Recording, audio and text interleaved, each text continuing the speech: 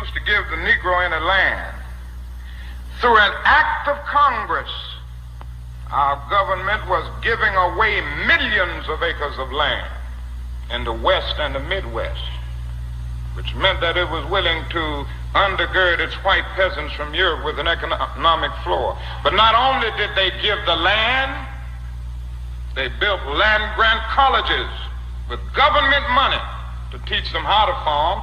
Not only that, they provided county agents to further their expertise in farming. Not only that, they provided low interest rates in order that they could mechanize their farms. Not only that, today many of these people are receiving millions of dollars in federal subsidies not to farm, and they are the very people telling the black man that he ought to lift himself by his own bootstraps. And this is what we are faced with, and this is the reality. Now, when we come to Washington, in this campaign, we are coming to get our check.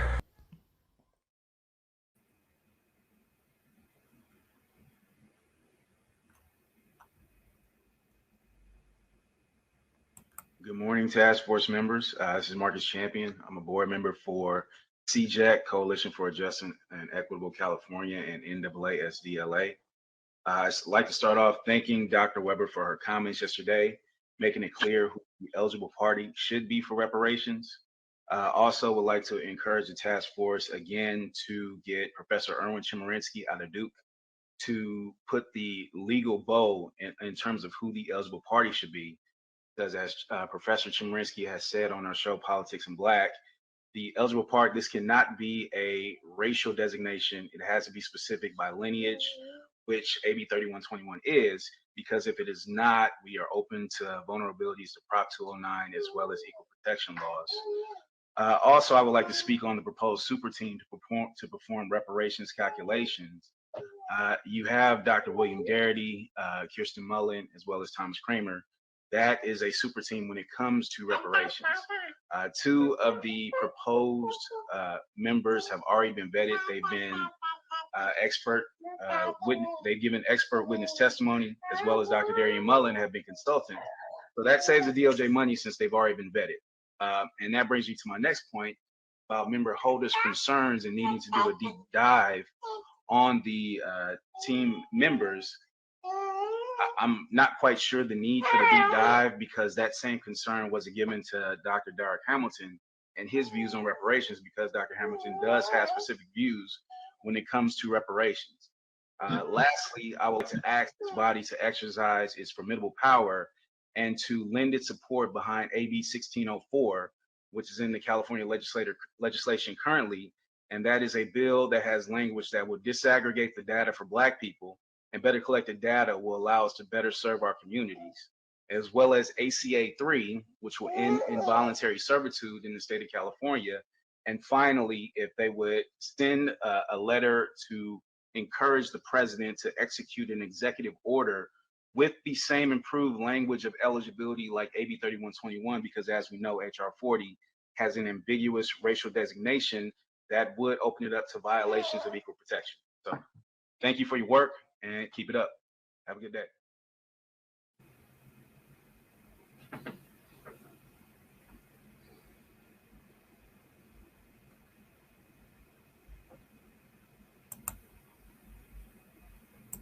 What's up? What's up? What's up? Welcome, fam. Satman. Yeah, so the baby was still in the show. Love to hear it. Yes. Over there testifying in the background. I love it. But yeah, Marcus was, Marcus was dropping some gems there. The position hasn't changed on eligibility. He did mention AB 1604, so there are some updates on that. There was a hearing a couple of weeks ago, and it did successfully pass the assembly. I believe it is going to appropriations next, so we are happy about that. Yep, support AB 1604. Possibly can. Yes. Yeah, it's the baby was making some noise. It's like reparations now, right, family? That's what I heard. Definitely. Speaking of reparations now, hopefully in let's see, April, we're going to actually start our production on it. We're still in pre-production, still doing the work. So if you have a chance, please go to our GoFundMe account. As you can see, check us out, help us. We're still raising money for that, but it's all good, man. By hook or crook, we're gonna get it done. We're gonna get it done. I think let's go into, I know we talked about the subpoena. We want to actually go into, the eligibility, and also talk about the agenda that's coming up on the California Task Force. So I don't know, CO, do you want to work the ones and twos, or do you want me to go ahead and try to do it? I can do the ones and All twos. right, appreciate you, fam, on that. So yeah, if anybody, we're gonna continue on the subpoena. We might have left out some industries from the last time. We actually want to go send this document over to the DOJ so they have it on record in terms of what the community, what we think our proposals are that the DOJ should actually subpoena and so forth. Whilst CO is getting that going. Just give everybody a shout out real quick. What's up, my man Citizen Edge in the building? Go check out his channel. If you're on YouTube, he's throwing in some serious gems on the Second Amendment and your rights to hold and carry your firearm. So go check out Citizen Edge. What's the TY2 Major in the building? We got Res. What's up, Reps?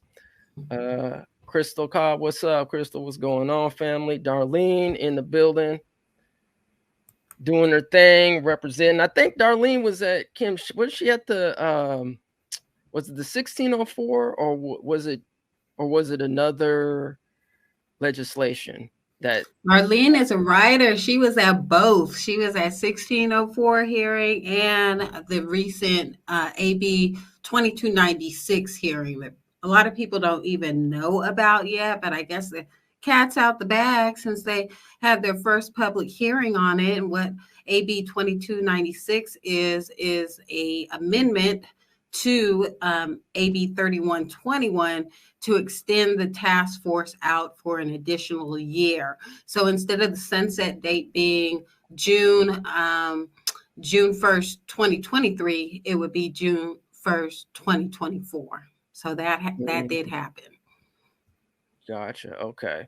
So you testified there. No, nobody testified. It was just Joan Sawyer introducing the bill or introducing the amendment as the author. So he went up there and waxed poetic about, the big task that it is and that it needs to be extended further just because of the momentous task that it is.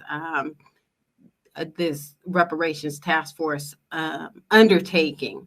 So again, we did not testify because at the time we did not have a position yay or nay on that, and we still don't have a position. We did have a chance to speak with Joan Sawyer after he introduced the amendment, and I can tell you, family, he is just not. I don't think we can count on his vote on the eligibility portion. Let's just say that he was very upfront and firm about his position. And I don't think we can count on his vote. So don't hold your breath on that. All right. Well, you know what? Let's before we actually jump into the proposals, I'm gonna share the video for those who haven't seen it yet. So let's go share it real quick. Thank you, Mr. Chair, and thank you for considering me and Mr. Bryant, because there's no longer a quorum at Public Safety. So today I present to you AB 2296, a bill that would afford the California Reparations Task Force an additional year to continue its important work. In 2020, this legislature approved AB 3121, which made California the first state in the nation to establish a task force to study the institution of forced chattel slavery and remuneration for the state's complicity in that system. That law directed the task force to gather and synthesize documentary evidence of slavery and its ongoing legacy, develop ways to educate Californians about its findings, and recommend appropriate remedies in a report to the legislature. This monumental charge is not taken lightly. With the help of the incredible team in the civil rights divisions at the Department of Justice, the task force is working to ensure that we gather as much evidence as humanly possible and produce a report that can be used as a starting point for other states and ultimately the nation. To that end, the task force is humbled by the countless hours of testimony and thousands of pages of documents from agencies, historians, archivists, economists, businesses, legal experts, families of former slave owners, and the descendants of slaves and sharecroppers. This work takes time, and even after the preliminary report is published, there will be undoubtedly be work to be done beyond the current July 1, 2023 sunset date. The slaves who built this country, their descendants, and all those impacted by the whips and chains of human subjugation deserve a complete and thorough examination of the system that entrapped us. As the Secretary of State, Shirley Weber, often states, 400 years of oppression will not be solved in 400 days. AB 2296 will provide the task force with expanded timelines so it is able to continue executing its vast scope of duties and develop thoughtful recommendations with the careful consideration they deserve. Thank you, Mr. Chair and members, and I respectfully ask for your aye vote.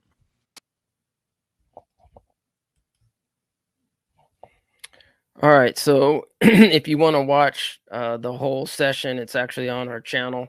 I think the video's like, I don't know, 5 or 6 minutes, and they go through the ayes and the nays and all that stuff, all that jargon, the legislation jargon. So since we're talking about it, let's actually look at the bill real quick and what that means. So according to the bill, it looks like the extension is going to be till 2024.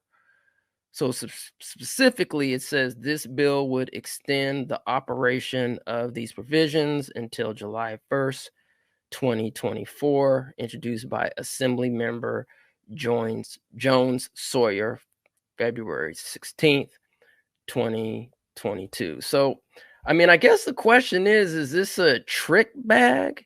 I don't know if anybody in the comments wants to, chime in on this as well in the chat.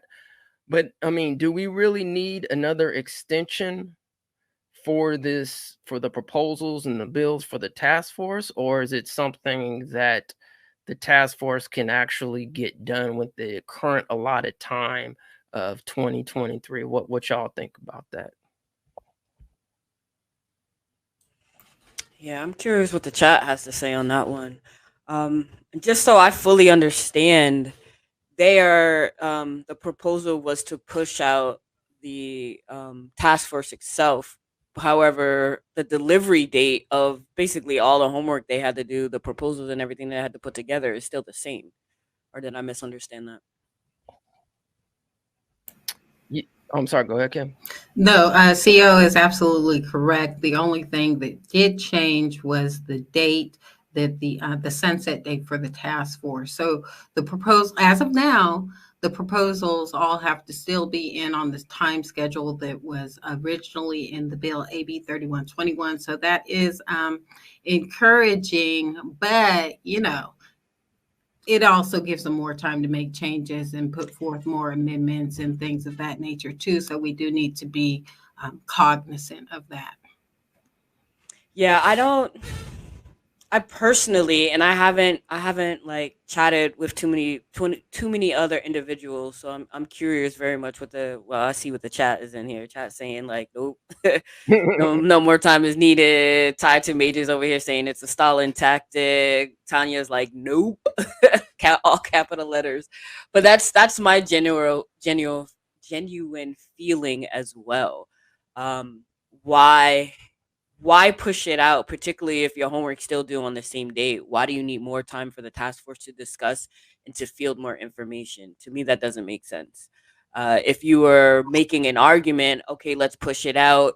There's more information that we need to gather. We're running out of time. we're not going to be able to, produce the 900-page proposal or however long it's going to be, then I still would raise my eyebrows, but I could understand. But otherwise, why? We have had centuries of understanding why we need reparations. We have had experts come in month after month after month to speak to it. We have the people themselves speaking in the Blue Jeans app and here on ETM's chat, expressing exactly what we want and what is needed. So I do think it's a bit of a trick bag. I do think it's interesting. I say I'm using interesting, but I don't trust it, especially because this wasn't something that was discussed with the entire team. It wasn't something that everyone on that task force knew about, was in agreement about, and then moved forward with the consensus. Right. Yeah. It seems like John Sawyer went rogue on this one, just put up the amendment. And one of my questions was, well, how does he know? How does he, since he did not discuss this with the other task force members, how does he even know that the other task force members, want it extended or will be available to serve on an extended task force? So it just seems kind of, underhanded, the way he's moving, the way he's going about things. And especially after the exchange that we had with him after the fact, he basically said, he's not leaving any more Black people behind. He's done with that, and was not interested in our lineage based proposal. We handed him a letter and he seemed, another thing he said is that people were being rude and racist in the chats or something like that. So he seems to think that it's sowing division, trying to have a lineage based reparation. So yeah, he was really on one. Raphael said, this is also enlightening. I appreciate you all. Appreciate you. Why can't this first step be completed in the agreed upon time frame? That's a great question. If you're available and would like to call in this Tuesday and ask them that, on the 29th and 30th, family, please do so. This is a community thing, allies and advocates and so forth, enemies, whatever you are to reparations, call in to the task force and say, hey, what's going on? Why do you guys need this, extended time? We want to know why. Why can't it be done right right now in the allotted time, especially when you think about where are we in the 8th meeting now and they're still talking about eligibility. I think the people was like, yo, when I thought like this should have been like talked about and resolved in like the first like at least 3 meetings. Right? Because now, if people have been following, the economists can't do anything. They haven't. It was so weird. I don't know if you guys remember that, but like they had after they voted, and then excuse me, and then the economists came on, and they were like, "Well, we can't do anything. What are you talking about? Like, you guys haven't even established this eligibility requirement, and now you're asking us our opinions on something when y'all need to, get y'all stuff together first in order so we can go about, doing our job." So I thought that was interesting. Yeah. And it's also interesting that it's already spelled out in the body of AB 3121 who this is specifically for. Well, we're gonna get on that. We're actually gonna get on that. So, but yeah, go ahead. I'm jumping. No, go ahead. Continue your thought. Yeah, I was just gonna make the point that it's written in the body of the documentation. Then we have the author of the bill coming in to speak on it directly. Like, let me make all things clear. This is who it is for. This is why it is for these folks. And now it's still a question, and it was supposed to be voted on at the last meeting, but then the can got kicked down, and it was a vote to pause it. And to the point Yamoya just made, we literally have folks, economists, we literally have folks who are waiting to do their job because we want what the economists need to say included in this proposal that still has to go out in a few months, right? We want their information. We want them to have the amount of time to be able to produce something accurately rather than rushing. So this needs to already be addressed. It shouldn't even be, in my opinion, it shouldn't even really even be a thing. It should have been just checked off and meeting number one, and now we're moving on. So I'm feeling some kind of way. Yeah, I mean, I didn't want to like jump, you know, from topic to topic, but I think since we're kind of like the ebb and flow is here, we might as well just knock it out, right? Because I know we're gonna get to the subpoena proposals and all that other stuff. Trust me, fam, we're gonna get there. Definitely want your opinion, but let's talk about AB 3121. I know, and the eligibility requirement, right? Because I know Chris was on TD Hip Hop. Shout out to Chris. Where you at, bruh? Where you at, man? No, it's all good. He doing what Chris do. But like Chris was on TD Hip Hop. If you guys haven't seen that, you know, Chris killed it. He was on there, you know, throwing some gems. And so they talked about, you know, the eligibility. And I'm gonna pull up this slide here on the AB 3121, right? Because in the Article 2, it says task force to study and develop reparations proposals for African Americans with a special consideration for African Americans who are descendants of persons enslaved in the United States. So let me read that one more time, family. Article 2, task force to study and develop reparation proposals for African Americans with a special consideration for African Americans who are descendants of persons enslaved in the United States.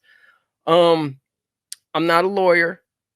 I don't know. Maybe some people in the chat can interpret this as well, but I don't know. From my perspective, when I read that, it seems a little vague because I mean, look, it says the task force to study and develop reparations proposals for African Americans, and I think we've had this discussion before about what is an African American, right?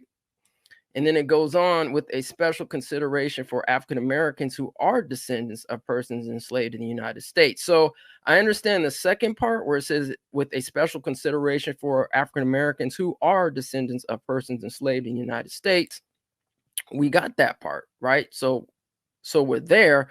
I mean, it's kind of weird. I mean, wouldn't you, y'all could say this in the chat, wouldn't you think like it'd be the opposite, like where the descendants of the enslaved should actually be first, and then the African American language should be second? I mean, I don't know. I could be wrong, but it seems like the whole African American language is taking precedence over the descendants. What y'all think about that? Which could be problematic. I mean, I don't know. I think, well, yeah, I'm curious to see what's going to populate here in the chat. And shout out to everybody in the chat joining us for this conversation and you know, putting out their ideas in there. We appreciate y'all for sure. But the way I receive what Dr. Weber said was that was specifically intentionally meant to for reparations to be specifically for the people who are descendants of chattel slavery, but that whole special consideration was to address the descendants of chattel slaveries, but not to leave out the free blacks who existed during that time. So even though they were not enslaved, they were still subject to rules and regulations and policies and expectations that were governed by slavery. So while they had their freedom, they were still sundown towns. Like there were still issues with them starting businesses. There were still issues with them receiving fair treatment and being seen as a whole, existing three-dimensional human being. However, the damage and the vestivals of slavery was significantly higher. So I agree that, like, for me as a layman who's reading that sentence, I'm like, yeah, it's saying special consideration for us, like for my people, and I hail from on both sides. Folks who were descended, my mother and my father, descendants of chattel slavery. So it seems like, when as a layman reading that, but once sitting in the sessions, once listening directly to Dr. Shirley Weber, I have complete understanding of what it means. I now have the context to support it. And I do feel some kind of way about the other task force members who are trying to shoehorn in a different meaning, even though this, with this language and with this meaning, because it's not the first time Dr. Weber has spoken on this, um, made it through all of the what do you call it, had to go through all of the legislative process in order to get to the desk to be signed and for it to be enacted. So it went through so many different circles and went through so many different places with this language, with this intent. And now that we're at the implementing stage, now there are individuals who are trying to change it. That I have an issue with. Good point. Cam, do you have something to say about that? Well, I mean, just like I said to you earlier, I mean, I understand that African American is in there because that's our reclassification since the 80s. So that's just, what's on all of the government documents. But after emancipation, I'm like, we weren't even, considered African American. So, I mean, who are these African Americans that we're talking about? We know that it's us, but like CO said, it's left to interpretation, and only really starts to make sense when you have the additional context and what the author, Dr. Shirley Weber, has let us know what the intent of the bill language actually is. So it can be a little bit confusing, but like it or not, that's our classification, African American. All right. So I don't know if anybody in the chat has any more information, but this is according to the census, where some of the terms that our descendants were called. So everything from slaves to free colored males and females, black, mulatto. What else is on here? Negro or black, African American or Negro, black or African American. So it looks like African American actually didn't show up until 2000, according to this chart, which means that, we were called something else before that. So I don't know if that's going to be, an issue.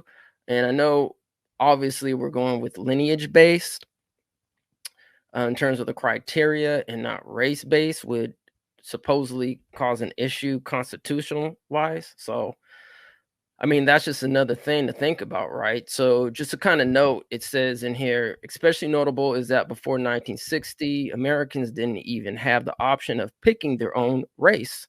It was a census taker's job to do it for them, which means that in 1890, for example, census takers were tasked with figuring out whether multiracial families counted as mulatto, quadroon, or octoroon.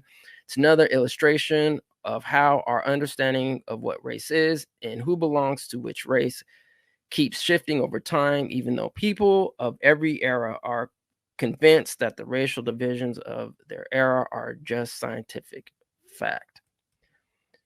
So yeah, I mean, it's interesting because I think somebody in the comment said something about freedmen. Now I don't know if in terms of eligibility that we can actually use freedmen. I mean, since it's never been on the census. If I'm wrong, I mean, let me know. I'm not saying that we can't, put it in evidence, but in terms of like the requirement and eligibility, I don't know. I don't know if somebody in the chat can confirm if freedmen was actually used on the census, because I'm not aware that it was. But yeah, I mean, if you guys got a source to that, let me know. Yeah, I don't think it was ever used on the census. But yeah, like Gamoya is saying, if someone in the chat knows better than we do, throw that in there. But I do believe it was used. It was used as a government classification at one point. And I'd have to hop on Google and be able to pull that up. But I know that was discussed a couple of times, and why there are a lot of folks who want to go back to that government classification of freedmen, because black with a capital B and African American has now been expanded to represent other individuals. Right. Yeah, and I mean, it just goes another reason why reparations is needed, right? Because even in that article and the document that I read, I mean, we're literally talking about, people who were unfortunately subjected to other people and what they interpreted what they should have been called, right? Like we'd even have like the true power at that point in time. And I don't know, some people may argue that even today, we don't have that much power, but like people were literally calling our ancestors something. Like we'd even like call ourselves what we should have been called, right? So people were interpreting what that is. And so, I mean, this is just another indication, right, why reparations is needed. Because you're like, bro, I mean, how are you going to come to a country and then have somebody, name you, right? So, I mean, that's just another point that I just want to like to make. So I guess let's get into this let's I guess transition into like the subpoena power. So we actually, last Sunday, if you guys have a chance, if you guys missed it, go check that out. It's on our YouTube page. We talked about the subpoena power. We went in, had some suggestions, but we're going to quickly continue this conversation before we actually get to the agenda coming up on the 29th. So let's go ahead. And is that the wrong screen? Okay. Thanks. Y'all seen my other work. Sorry about that, fam. All right. All right, so I guess let's get into it. Let's see here. So CO, do you mind just kind of reading, just briefly, like reading this list of like what we currently have, and then maybe we can add a couple of points to this. Yeah, thanks, fam. That should be better. I don't know if y'all can see it, if that's good enough for y'all in the chat. If it is, let us know. But yeah, so far that looks pretty good. So let's I guess continue with the conversation, family. Yeah, so just off the top, for anyone who wasn't with us for the last meeting, we sort of split this up into a couple of different sections, excuse me. There's the private, we have government agencies, and then we have not-for-profits, and then we threw in like a miscellaneous for we don't necessarily know where this needs to go, but it is important to be on this list. So let's just go back to the top.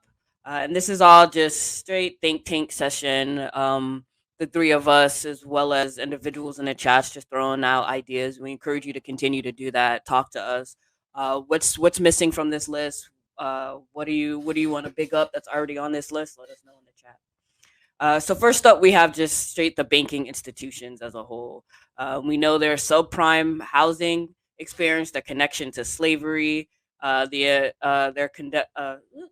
my tongue stopped working.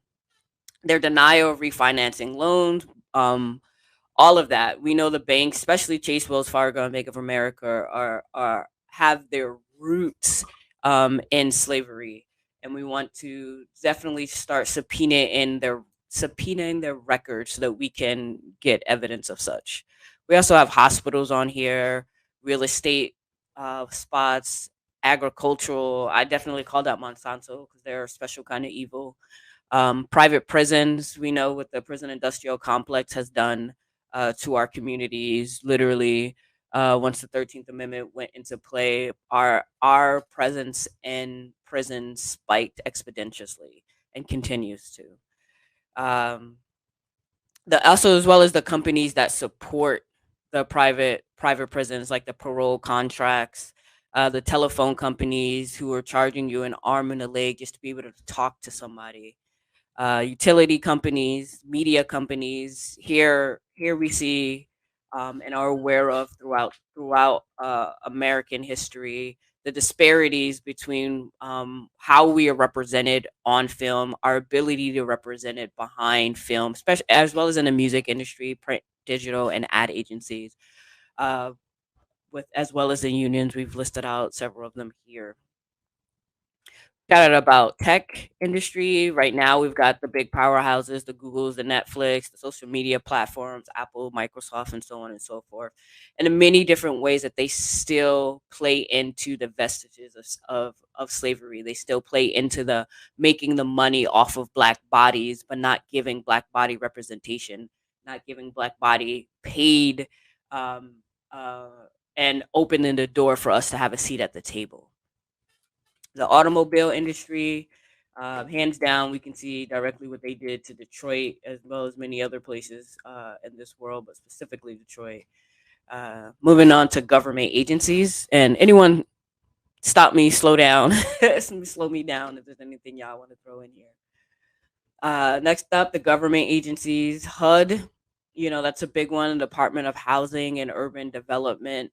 The ways in which they have created inequitable opportunities for our folks. The amount of hoops that you need to jump through to get help, and then that help not even really being enough. California Department of Public Health. We have agriculture as a whole, but under that we have CDFA, California Department of Food and Agriculture. We have the prison industrial complex here because we understand that not only is that those are private entities, but also our government itself is very heavily tied into that. We had the suggestion of the city of Sac for their hiring practices and homeowner rates. These are things that we can subpoena to see how the capital of our state is doing with these particular items. We know in our heart of hearts how they're doing, but we want to see the paperwork. We want to get those receipts. Environmental injustices. We know that the places where we have been regulated to we have higher rates of asthma, we have higher rates of heart issues, and a lot of health issues directly connected to companies being able to dump, or companies being, or our neighborhoods only being regulated to areas that are more industrial, and that's bad for our bodies, bad for our minds and our souls. We have EDD on this list, disaggregated data on Black employment and unemployment, because that we currently do not have.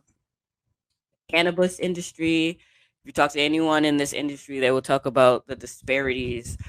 We have folks who are still sitting in prison for years and years, who still have not been released, while cannabis has been it's been not deregulated. I forget what you call it. It's still illegal, but they don't prosecute it as much. So folks are out here, and folks who don't look like us, who are making lots and lots and millions upon millions of dollars off of the cannabis industry, yet we're still sitting in jail for the very same product. Um, we want to especially take a look at those city programs, because that allow for the dispensaries and allow for the licenses that you need in order to grow from seed to store. Um, Next up, we have Department of Health and Human Services. There's a disabilities benefit allocation. We smell foul, and we want to see your paperwork. California Film Committee. We have the DMV, Department of Motor Vehicles, on here. And then under our not for profits, we have housing organizations that were designed to help the community, but ultimately, either didn't do that or didn't do it to the best of the ability that they should have been able to. SHRA, SAC Housing Residential Agency, was one that was thrown up there. We want to talk about eminent domain, the times in which the city or the local government has taken land from Black individuals and for better use of the community, but ultimately that wasn't necessarily done, or really it was just under the guise of taking from our community. Hospitals. We all hear and know the stories of the treatments that we receive in the medical fields, and we want to definitely start taking a look at that. Like, what are our California rates for folks who pass and while giving birth, or who pass with well-known illnesses, but weren't given the time and attention that they needed. We definitely want to start requesting that information. Police unions, I feel like with this audience, that goes without saying. Teachers unions as well.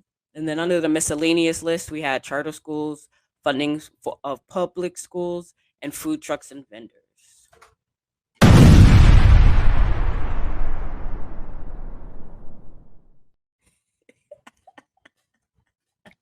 So I had to do that. I just had. I was like, when am I gonna get a chance? That was fire. CEO just lit it. That was dope, family. Like seriously. Good job. Good job. Power to the people. Power to the people. All right, so I'm gonna put this up real quick. Here, let me go to this document on, I think it was AB 3121, because it did mention, let's see, hopefully this one's it. Okay, yeah. So it says in section 8301.A, the legislation makes the following findings and declarations. So it does mention the direct benefits to societal institutions, public and private, including higher education, corporate, religious, and associational. So with that being said, when we talk about religious organizations, I don't know where that may fall in. Would that be not for profit? CO? Kim? Yeah. People in the chat. Religious I'm organizations? over here on mute. Yeah, I believe churches and synagogues, I believe they apply for not-for-profit status. Okay. So maybe because we know historically that the religious, I was doing a little something. The religious organizations, or at least maybe not the organizations, but religions in itself in general, has had a hand in slavery in itself historically. So I don't know if that's something. So as far as them being on the subpoena list, what type of information would you think should be subpoenaed from them? That's a good question. I mean, what does everybody else in the chat think? I mean, I think from a historical perspective, right? Maybe we'll look at the segregation that happened between the churches, because I mean, even today, I mean, how you go to the churches, and I'm specifically talking about like the Christian churches, right? I mean, some churches it's still like majority black, some is majority white, some is majority Latino, etc., Chinese, Japanese, whatever ethnicity. So there's still a lot of like separation in terms of like the religious organizations, right? So most segregated time is what, noon on Sunday? That right still about, hold true? right about now, right? So I don't know if that's something that can be looked into, and maybe even like maybe some of the churches were actually having, some issues with actually establishing, their churches. Maybe, I don't know, the state had some involvement in basically denying people their religious rights, to practice and so forth. I mean, I don't know. That's just something that I'm thinking off the top of my head. I don't know what y'all think. You're on mute, Kim. I don't know if you had something else to say about it. About the churches, no. On the education, that probably should have been its own section. I know we had charter schools and what else was on there? Public funding of schools. But also, I remember a caller calling in to testify to the task force from the UC system. They said the UC system needs to be closely examined for all of their discrimination over the years. Yeah, speaking of schools and also the school lending. Yeah, what is that? PERS in them? Are they culpable for something? And then I don't know, maybe. And I mean, we also have to think about, statistically, data wise, how are the loans and grants also distributed? How many people of descent actually were given grants and had the opportunity to give loans? Maybe that's something that they can look at. Yeah, and put scholarships on that list too. Yeah.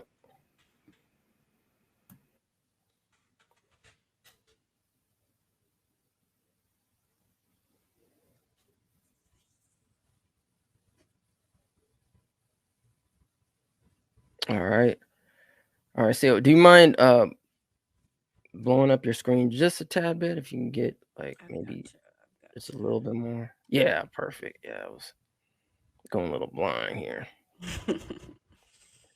But yeah, I think that,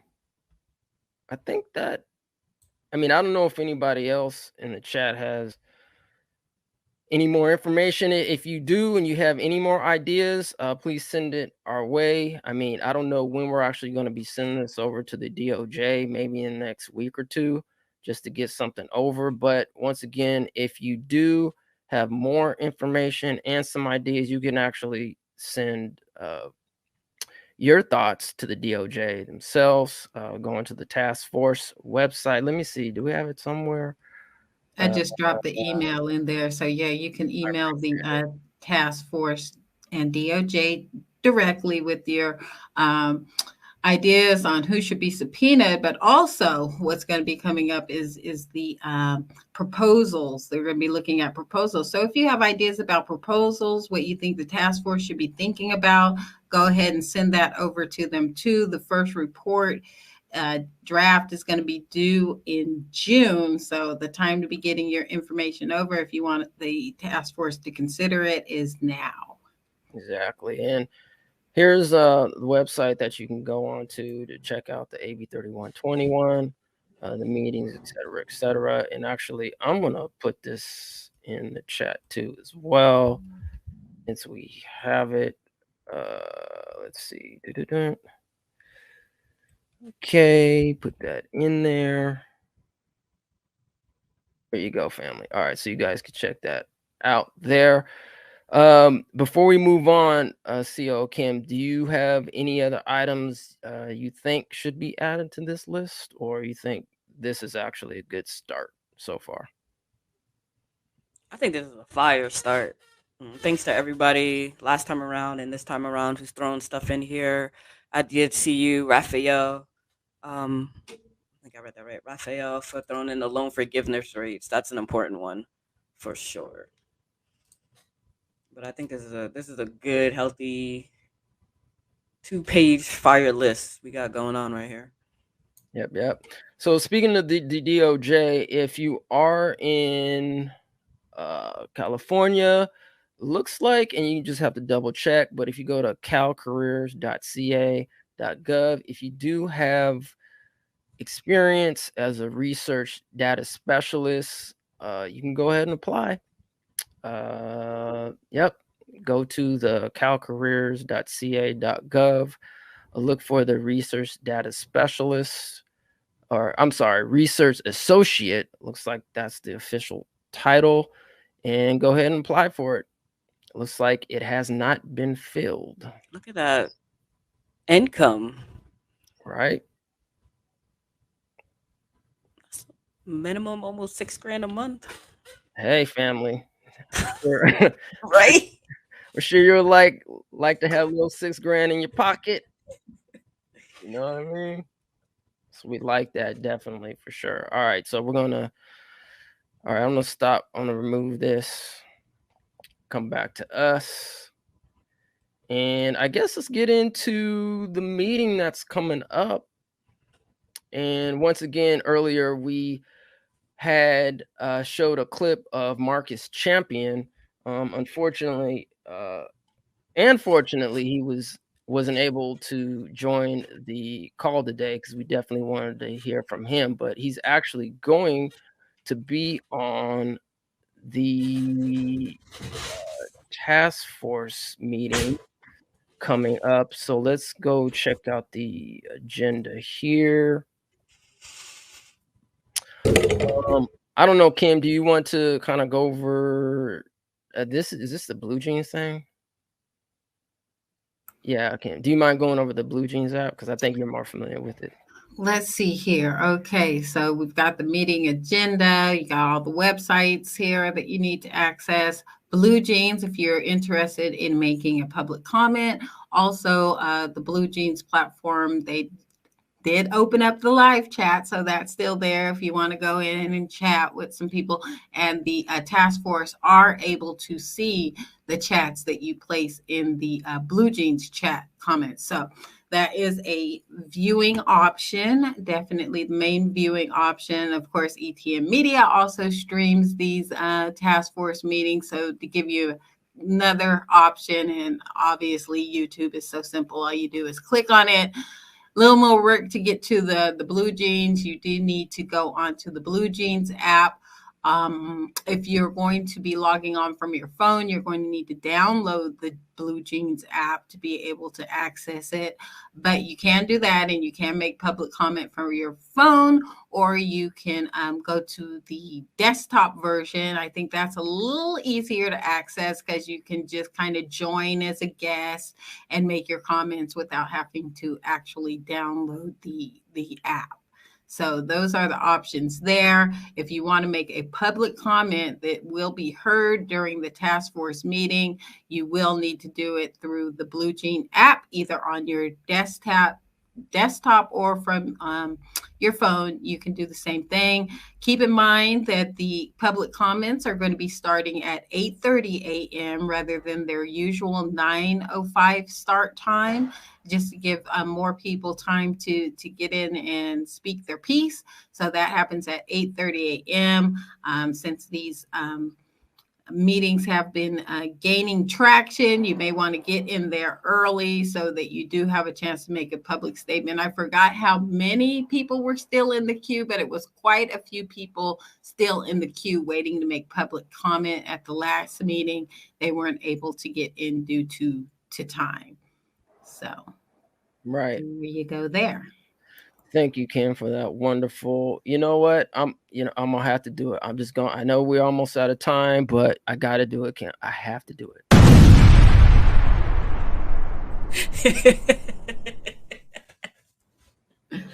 Your boy. I have to do it.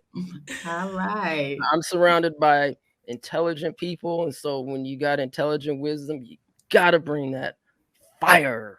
Not mad at you. Not mad at you. Wonderful. All right. And for all the well, you know what?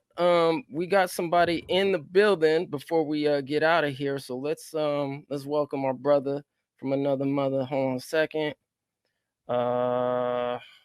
Let's see. All right. And let's remove where we at the brand. Let's see here. What the baby? Man. Marcus in the building, ladies and gentlemen. What's the deal, my people? What's going on? What's up, I break for babies whenever babies show up. It's time to, stop and show some love. Hey, Marcus. What's up, y'all? How y'all doing? We're doing good. Doing good. We're doing good, man. Thanks for coming through, man. Appreciate you and the young one in the building. We actually played your clip. I don't know if you remember your clip. One of the testimonies that you had, man. You had the young one singing reparations loud and clear, bruh. Yeah, the fresh 1-year-old. She just turned 1 on Friday, so she's fresh. Happy birthday. Yeah, man. It's been so many meetings. Like, I try to, mobilize with everybody and call in, make public comment every meeting. So, yeah, man, it's been a lot. All right, dope, man. Well, we got a little itty bitty little time, maybe a couple like 5 to 10 minutes swing. Do you mind if we play your clip one more time? Yeah. Let's give you some flowers while you're here, bro. So we're gonna play your clip one more time, bro. Good morning, task force members. This is Marcus Champion. I'm a board member for CJAC, Coalition for a Just and Equitable California, and NAASDLA. I'd like to start off thanking Dr. Weber for her comments yesterday, making it clear who the eligible party should be for reparations. Also would like to encourage the task force again to get Professor Erwin Chemerinsky out of Duke to put the legal bow in terms of who the eligible party should be. Because as Professor Chemerinsky has said on our show, Politics in Black, the eligible party, this cannot be a racial designation. It has to be specific by lineage, which AB 3121 is, because if it is not, we are open to vulnerabilities to Prop 209 as well as equal protection laws. Also, I would like to speak on the proposed super team to perform reparations calculations. You have Dr. William Garrity, Kirsten Mullen, as well as Thomas Kramer. That is a super team when it comes to reparations. Two of the proposed members have already been vetted. They've been they've given expert witness testimony, as well as Dr. Darian Mullen have been consultant. So that saves the DOJ money since they've already been vetted. And that brings me to my next point about member holders' concerns and needing to do a deep dive on the team members. I'm not quite sure the need for the deep dive, because that same concern was given to Dr. Derek Hamilton and his views on reparations, because Dr. Hamilton does have specific views when it comes to reparations.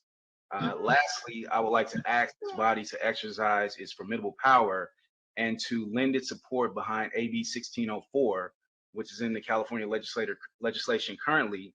And that is a bill that has language that will disaggregate the data for Black people, and better collected data will allow us to better serve our communities, as well as ACA 3, which will end involuntary servitude in the state of California. And finally, if they would send a letter to encourage the president to execute an executive order with the same improved language of eligibility like AB 3121, because as we know, HR 40 has an ambiguous racial designation that would open it up to violations of equal protection. So thank you for your work and keep it up. Have a good day.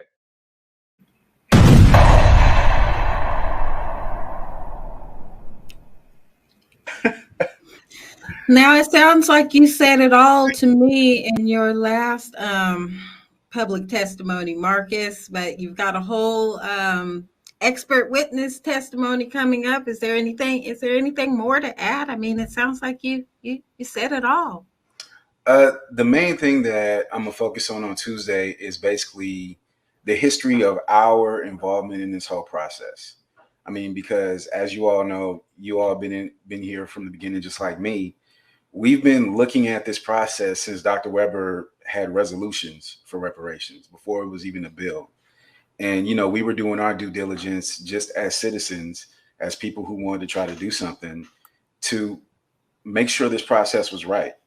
And so I'm basically just going to be telling a story on Tuesday, just going over the history, because, you know, in addition to the task force needing to know about what has transpired in this process, you know, there's a lot of outside voices that try to say this or that. People try to take credit here and there.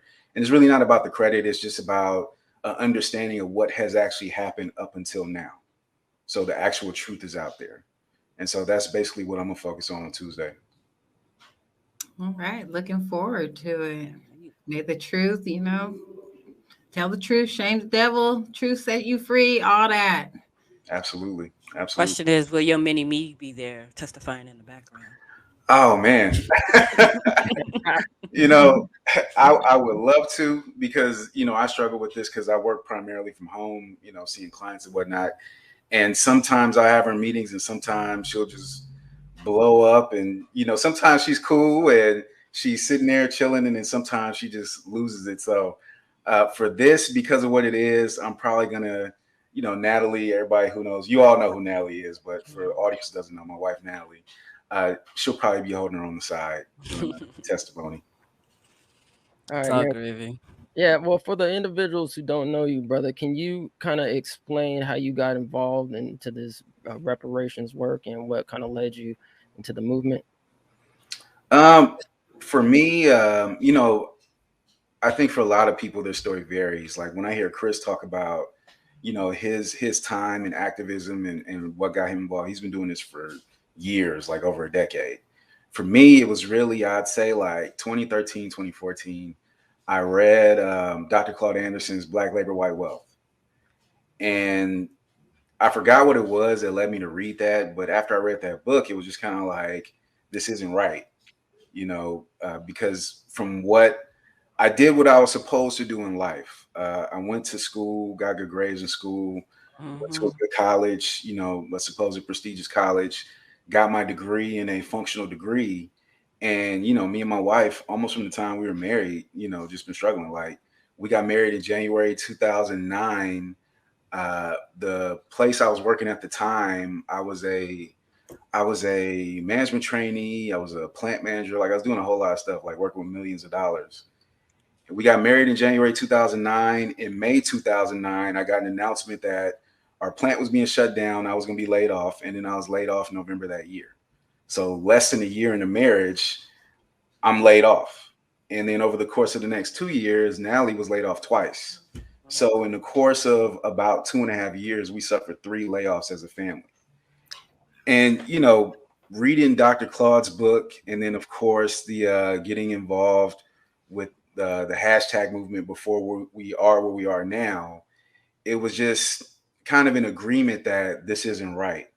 I've worked hard, I've done what I was supposed to do, and life isn't going as it was laid out to me it should when I was younger. And so, that really got me active, and especially us having children now. In addition to Zuri here, we have twin 5-year-old girls, and I don't want them to deal with what we have dealt with. In the long run today, when everything is said and done, it was, those things that kind of forge you and built you and, strengthen you to make you better. But still, if I could have not dealt with those things, I would have rather not dealt with those things because it was a lot of pain. And I don't want my kids to have to deal with that same pain. All right, man. So I don't know if you mentioned it, but where are you originally from, and like, where's your folks from originally? Well, I don't know if you can see my background. That's Inglewood in the building. I'm born and raised Inglewood, California. I was born at what used to be known as Centinela Hospital, which is across the street from Inglewood Park Cemetery, down the street from the Forum where the Lakers used to play.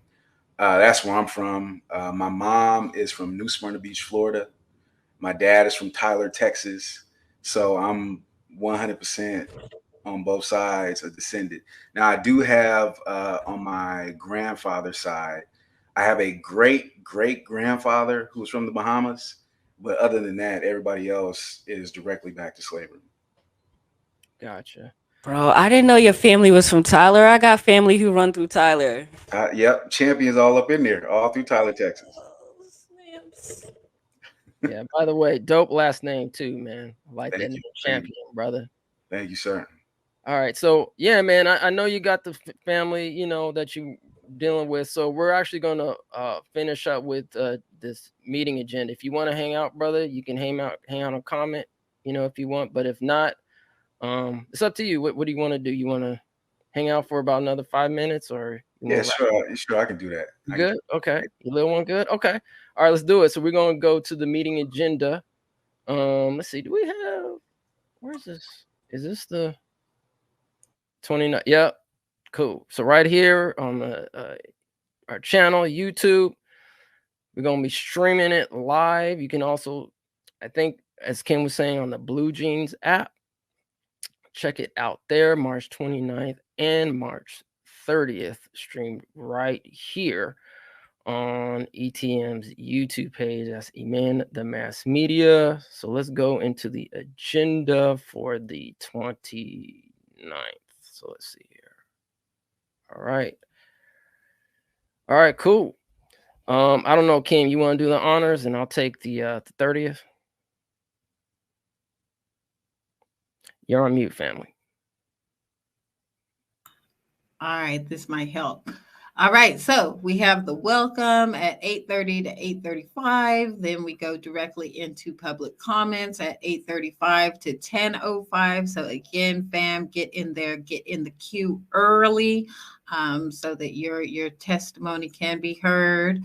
Let's see, action of item, approval of February minutes. So we'll see, relive all of that from the last meeting. Community engagement plan update. Member Grills will give us an update on that.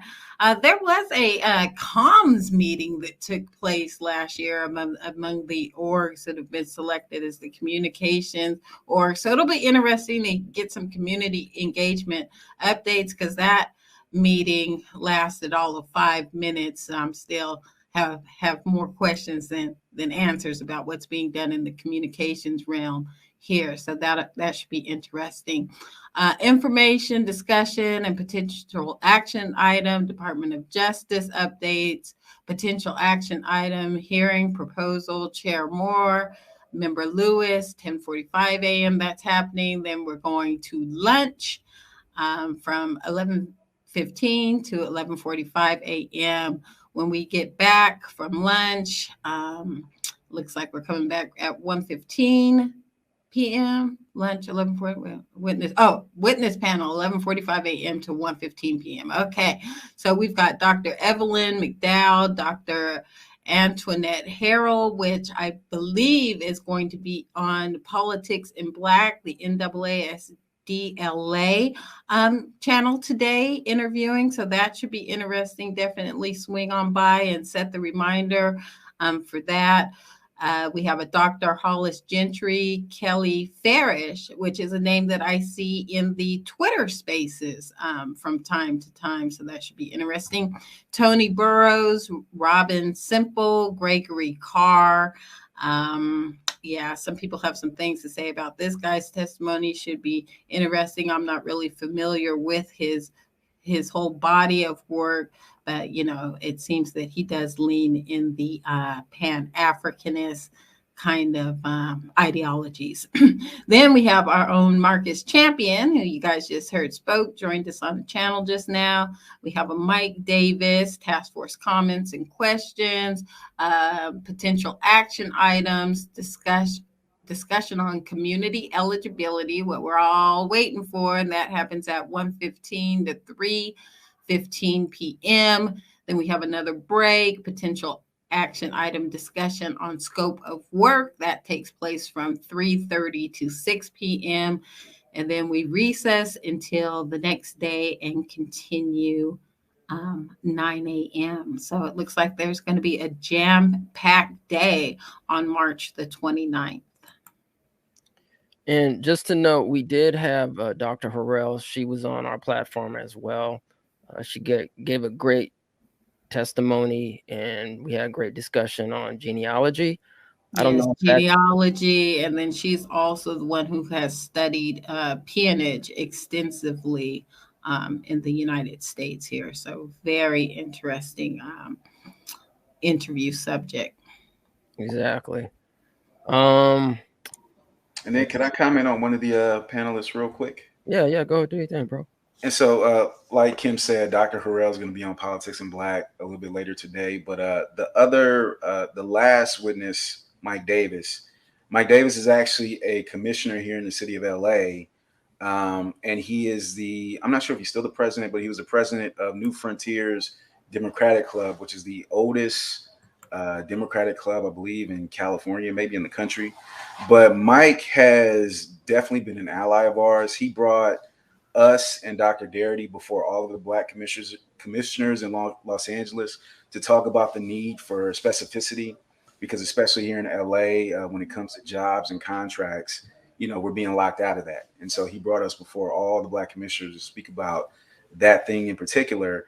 And then he also let myself and Friday Jones talk in front of New Frontiers Democratic Club about AB 3121 and why it was important. So Mike, I'm definitely looking forward to Mike. Mike is a dude who's going to tell it like it is. He's been in this politics game for decades, and so he's going to be one to watch for sure. Is there anybody else on that list that you're familiar with? Dr. Harrell, she was on PIB before, and I believe there are a couple of witnesses there invited by possibly Member Grills or Member Holder, who are going to speak in a way that says that linear specificity won't work because we can't find our people. And so that's one of the most important things that Dr. Harrell is going to address, because she's been doing that as a genealogist. And she's going to show that that is definitely not a hurdle for us in terms of making this lineage specific. That's more of a reason because it's so accessible to our people. So, but other than that, her and Mike Davis, like I know of others like Gregory Carr and Jessica Ayuar, but we already know they're not on our side. They're not allies of ours. All right. So I guess let's go to day 2. Yes, I'll be doing this one. So March 30th, the criminal justice system and anti-Black bias, hate crimes. Opened by a chairperson from 9 to 9:05. Public comments from 9:05 to 10:05. Witness panel from 10:05 to 12:15. This is going to be the criminal justice system section. Looks like they're going to have Rachel Barkow, Dr. James Pitts, Thomas Harvey, Kika Keith, Cerise Castle, Tasha Hinneman, Nicole Porter, Brendan Woods, Susan Burton, and then lunch break from 12:15 to 1:15. And then witness panel 2 would be anti-Black bias, hate crimes. That's going to be from 1:15 to 2:45. With witnesses David Price, Darius Young, Cynthia Roseberry, Catherine Hubbard, Max Markham, and it looks like the task force is going to have some comments and questions. I'm going to break for 50 minutes. Looks like 2:45 to 3 p.m. And then the witness panel 3 from 3 to 4:15. History of policing and war on drugs. It's going to be Aaron Harvey, Genevieve Jones-Wright, David Minsall. Hopefully I pronounced that name correctly. Charles Ramsey, maybe another witness. And then the task force has comments and questions. And then looks like some meeting agenda and witness action items for between 4:15 and 4:45. Some unfinished business, and then adjourn and wrap up at 5 p.m. So yeah, man. So Marcus, what are you looking forward to outside of your great testimony, some fire that you're going to be dropping, brother? What are you looking forward to in this next task force meeting? I think Tuesday is going to be a pivotal day for us in our time in this space, because, you know, how I've looked at it as up until now, it's really been an ideological war. You know, we have NARC and COBRA, Pan-Africanists, brothers and sisters. They have their idea of reparations as strictly for all Black people. And we have been saying lineage specificity from day one. And up until recently, it's been ideological. But then we bring in someone like Dean Erwin Chemerinsky to put the legal opinion on it and have case law to back it, as well as not just Prop 209, but equal protection. To not now, it transforms from just an ideological battle to now it's a legal battle. And it's, do you want your ideology to stand in front of what is legal and then risk having it all thrown out? Like, are you willing to have your stubborn position jeopardize everything? And I think Tuesday is the day where we kind of take the next step towards getting this done, because the Pan-Africanists have been a major obstacle in terms of making sure this is done right. And on Tuesday, there really won't be a discussion anymore after that, in my opinion. So Tuesday should be the end of it, unless there's another unforeseen extension to this. Tuesday should be the final word on eligibility as it relates to this task force, at least. Now, Marcus, I don't know if you were listening a little bit earlier. We were talking about the amendment to AB 3121, AB 2296. Do you have any opinions on that amendment to extend the task force? And if things go our way on Tuesday, will it even make a difference? I think it doesn't make sense, because I heard an interview with Assembly member Reggie Jones Sawyer, And he said the main reasoning for his bill was so that once they do the proposals, once everything is done, this allows them to go out and educate the community of what they've done. That doesn't make any sense to me because you're still bound by Bagley-Keene. So now if you're going out together to educate the community, these are official meetings. So now you have to lean on state, DOJ resources, all this type of stuff. Whereas if the task force concludes in its proper time, you have freedom to go out and talk to who you want whenever you want. So I think there may be an underlying a motive behind it that he's not necessarily talking about, but it doesn't make any sense. I think after Tuesday, it still matters to us because we need to get down to why are you doing this?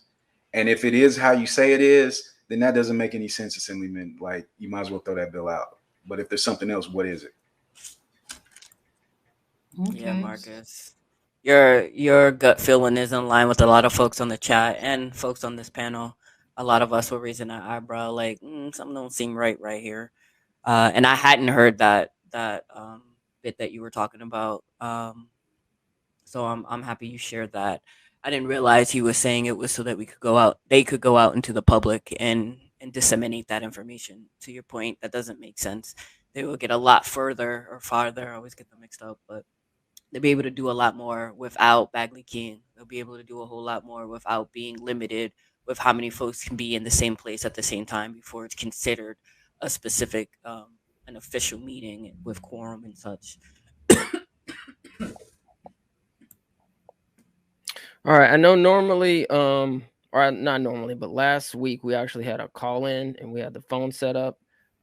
Fortunately, fam couldn't do it this time, couldn't get it working. So the next time we show up, if we have a call in, we'll try to get those phones wrapped up. But we are still dropping in the news.